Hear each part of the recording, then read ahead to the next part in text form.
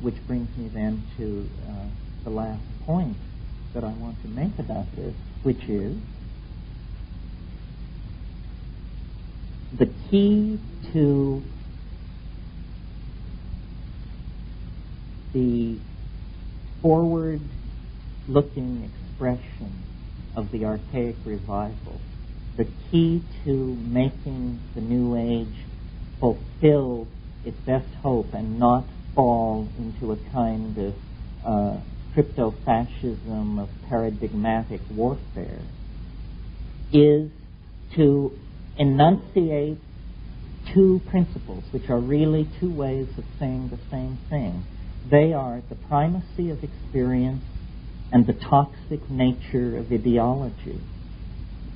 This, to me, is the core. And if the New Age, the archaic revival, whatever, if it can exemplify these two principles, we will navigate past the dangerous shoals that inevitably rip any social point of view that grows, that attempts to leave its cult status and enter the mainstream. The primacy of experience means, I connect it to Heidegger's notion of what he called care for the project of being. The primacy of felt experience, it begins with a notion as simple as be here now, but it takes that further and says, we must take ourselves more seriously, more lightly and more seriously at the same time. We are not at the bottom of a pyramid of goods and information production where we pay the sucker's price for everything as it's handed down through a series of intractable pieces of cultural machinery that we have no effect on. That is the myth that is being promulgated by those very institutions.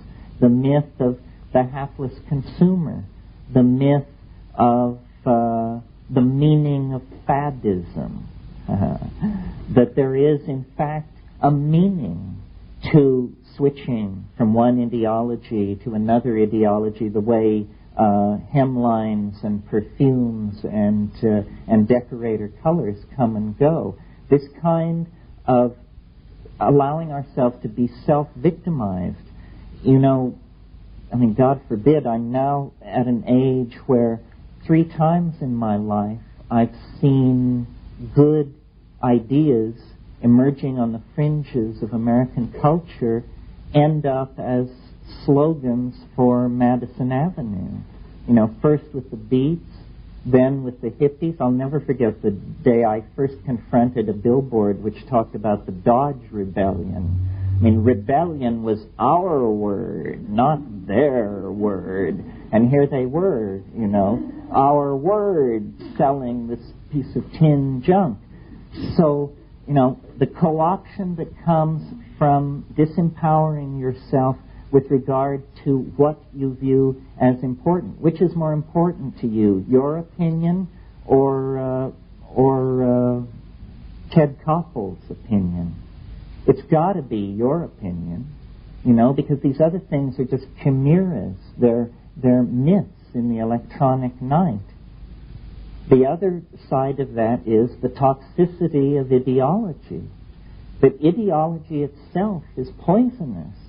That in the 15th and 16th century, it was like 120 years of intermittent religious war because people were so uptight about whether or not you were a Catholic or a Huguenot or a Walloon or all this stuff, these were life and death issues, and finally people just became sick of it.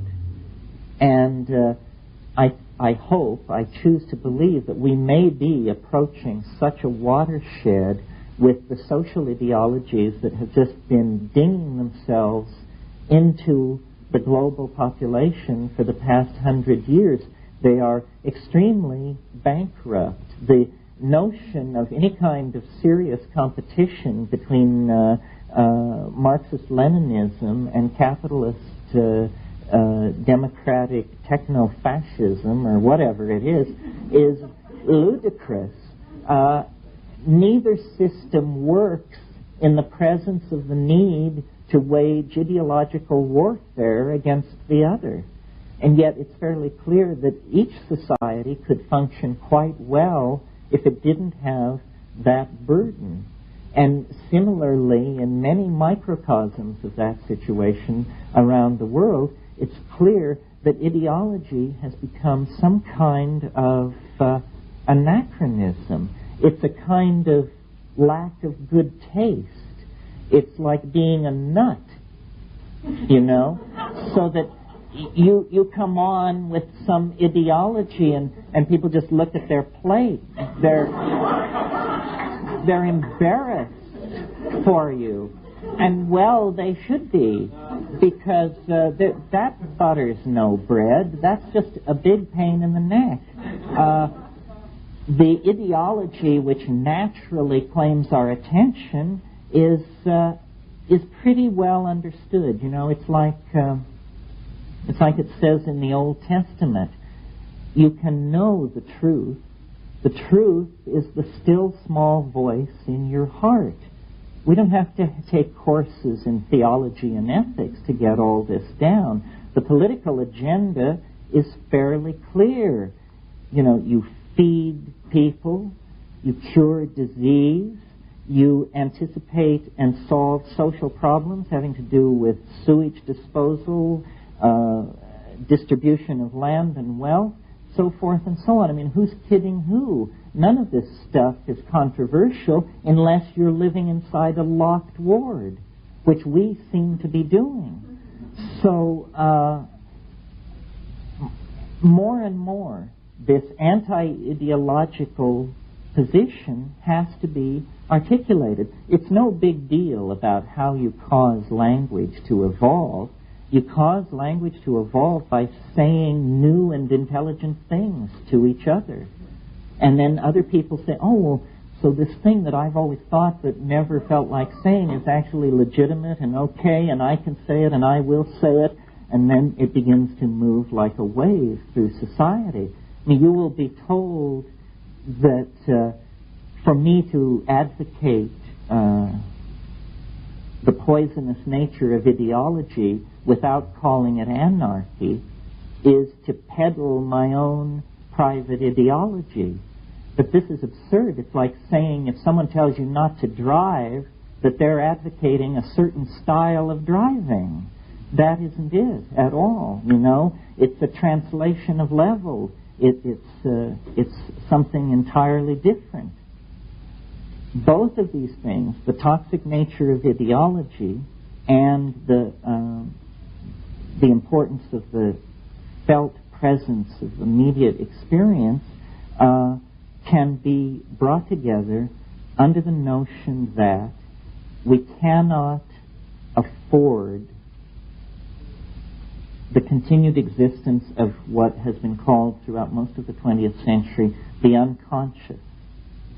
That the unconscious is actually a kind of neurotic excuse for not getting our act together as a species. It is a kind of infantilism, a giving of permission by each of us to all of us to not get our act together. And the way in which the unconscious is eliminated is by turning the language machinery back upon itself and reflecting on the process of attention. This is what Buddhism is all about. Attention to attention, awareness of the modality of the cognitive process. Don't be fooled by yourself. Don't be made a sucker of by yourself. Just rise above that possibility by paying attention. Attention to attention causes the light of language to fall into these dark and unilluminated corners where infantilism is tolerated in the individual personality. Doing that to oneself has a kind of a morphogenic field effect, a kind of chain reaction which sweeps through society. This is, I believe, what all these gurus are always trying to say in a somewhat, I don't know, more concrete and therefore somewhat less convincing fashion.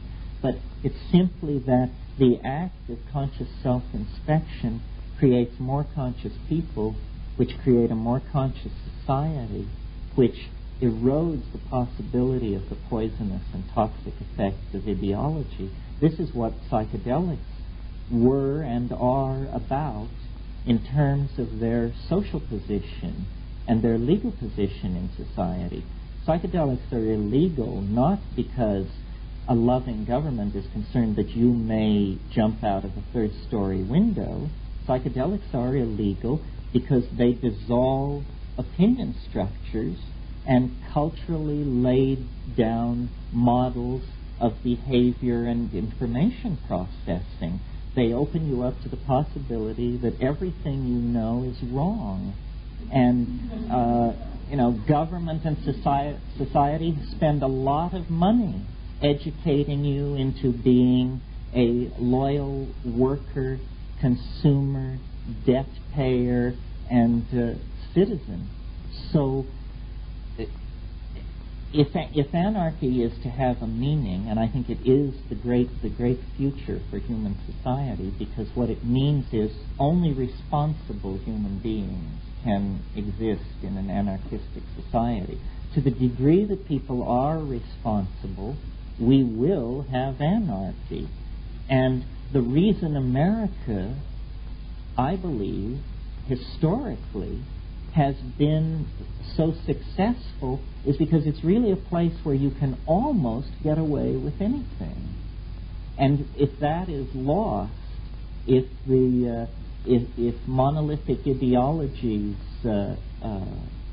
throw a damper on that, then cultural momentum will pass to other cultures. And in fact, to some degree, I see this coming. We had a conversation with a prominent politician recently, and he pointed out that Japan is now the leading Western country. This indicates a cultural crisis of some depth for the ideals of the American Constitution. My brother is a brain scientist at the National Institute of Mental Health in Bethesda, Maryland, the crown jewel of American brain science. Everybody there is a Japanese graduate student doing work on a 2-year or 3-year scholarship. So, but I don't see or hear a New Age voice coming out of the Japanese. I think this is the cultural model that the West is uniquely able to promulgate and perfect, because it comes out of a rejection of the tradition of scientific materialism that we are responsible for and that we are most sophisticated about, where, for instance, Japan has come fairly recently to high-tech and mass industrialization. So I just basically want to leave you with that. The notion is that nature, which is the linguistically expressed topological manifold of the psyche, is an historical object that is pulling us forward, and that when we actually cross into the eschatology that appears fairly imminent, we will find it to have been anticipated by the human relationship to nature, the embedding of psyche in nature through the mysterious relationship mediated by language, and the key to unfolding a sane society, in my single humble opinion, is